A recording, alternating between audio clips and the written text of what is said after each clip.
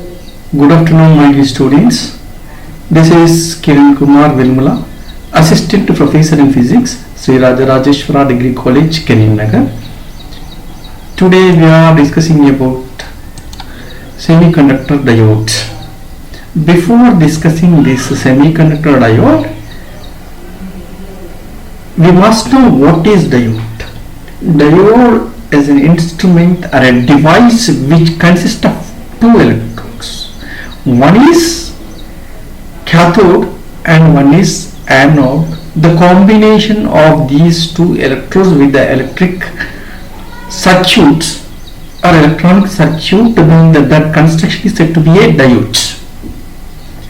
In the olden days, before the development of semiconductor physics or solid state physics, instead of semiconductor diodes, we used vacuum diodes. But if you observe the construction of the vacuum diode consists of a vacuum tube. At both the ends of that vacuum tube, two electrodes are adjusted inside the vacuum tube, first and second end. At one end cathode is arranged, at the second anode is arranged, and that these two terminals are connected to the circuit with the battery. High potential is created between the two terminals of the battery. Then the potential difference is varied between cathode and anode. Therefore, the process is going inside it. So this is actual vacuum tube diode. But the vacuum tube diode is very big in size. It is not portable from one place to other place. Protection is less.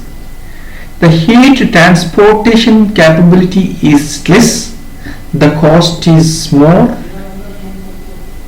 These are the disadvantages of those vacuum tube diodes.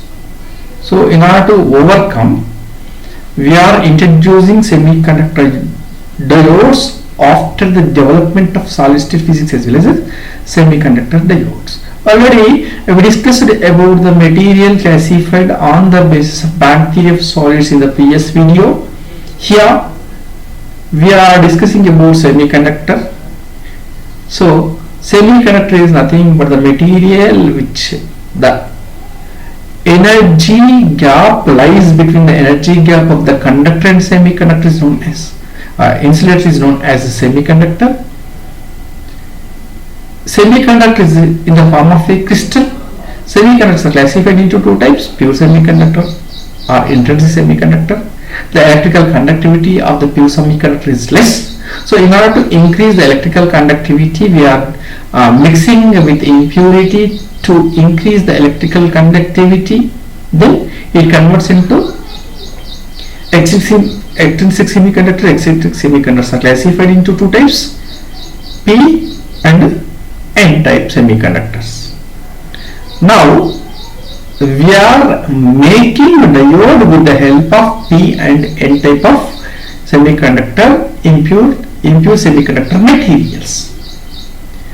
So semiconductor diode is the device when P type of semiconductor being very close to N type of semiconductor, then the resultant device is known as semiconductor diode, because these two different materials act as different electrodes like normal diodes.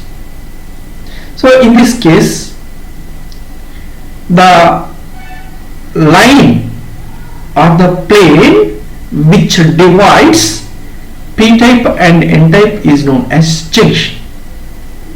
So therefore the total device is known as PN junction diodes, because this junction is dividing P type material and N type material.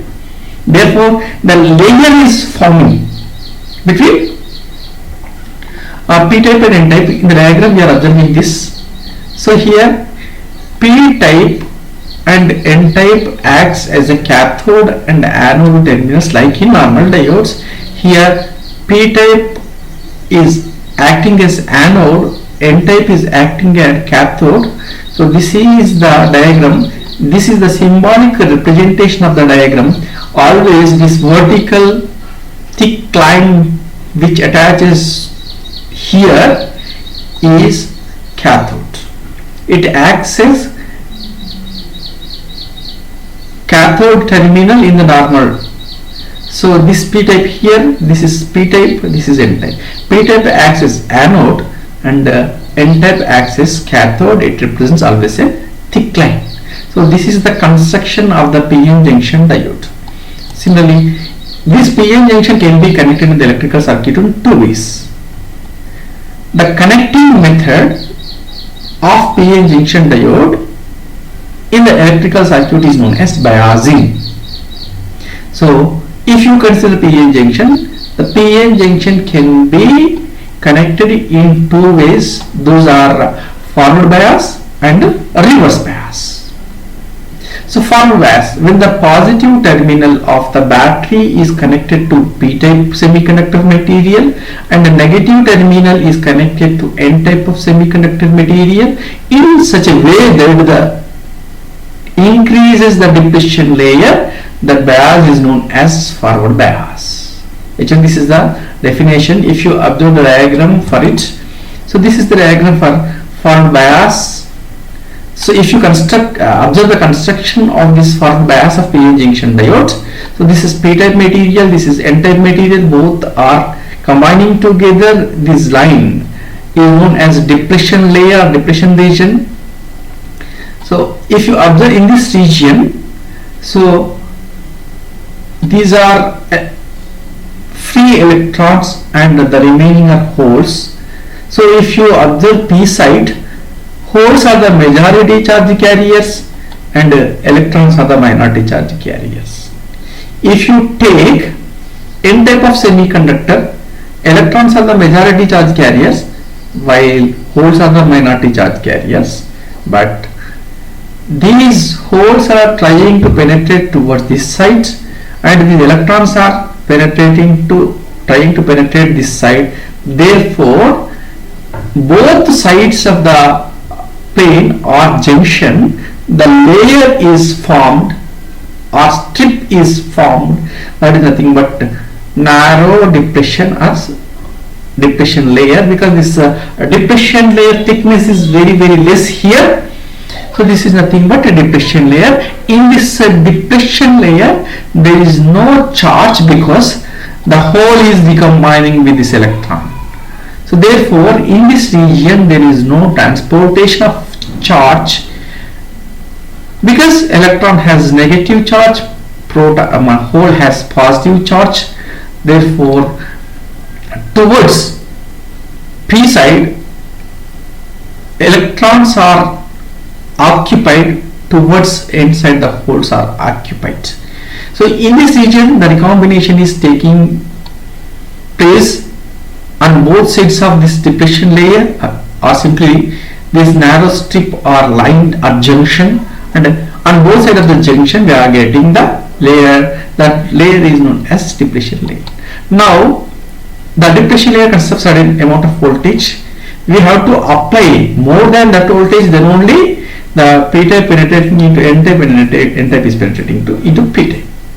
So if you observe the working, here p-type semiconductor material is connected to positive terminal of the battery here. Similarly n-type of semiconductor is connected to negative terminal.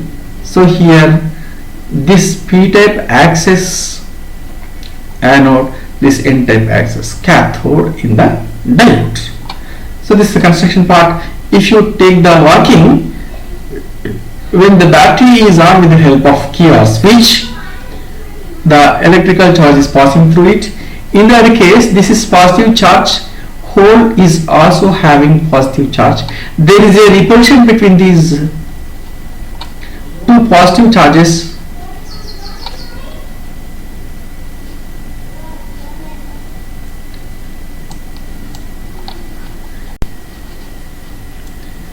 So with the battery, the positive charges are repelled with each other, and these are penetrating into N region. So holes occupied here, and at the same time, what happened in the negative? So in N type, the electrons are negative charge. These are repelled by this negative terminal, so penetrating into P type region. Therefore, in this region, the recombination takes place. So therefore, the depletion layer thickness is gradually decreases. Therefore, the current is passing through it. The total current is equals to whole current plus N. The current due to the N type of semiconductor or electrons is the total current. So similarly, if you come to a reverse bias of the PN junction diode, in the reverse biasing method, the positive terminal of the battery is connected to a negative or N type of semiconductor material. Negative terminal of the battery is connected to P type of semiconductor material in such a way that the depletion layer is increasing. This is represented as wide depletion region in the diagram. So here the operation is same as forward bias. In this case, when the battery is on, so here the holes are attracted toward the negative region, so electrons are attracted to the positive region. Therefore, the depletion layer thickness is increasing. Therefore, the current passing through this one is very less compared to forward bias. This is the operation. If you come to VI characteristics curve, so V is voltage and I is current passing through the junction diode when both are connected in forward and reverse biases. Here on the x-axis we are taking voltage, and on y-axis we are taking current. In forward bias, this half of the graph represents the forward bias. In the forward bias, the current is measured in milliamps and voltage is measured in voltages. Potential is measured in voltage. When the current is supplied through the diode up to certain voltage, then there is no current passing through it.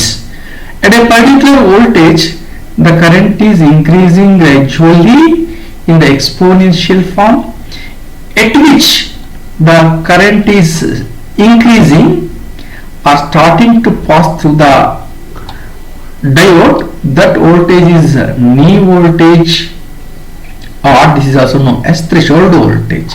In the case of a forward bias, the forward voltage for germanium is 0.3 volt. If you consider silicon diode, that is 0.7 volt. So here current range in the forward bias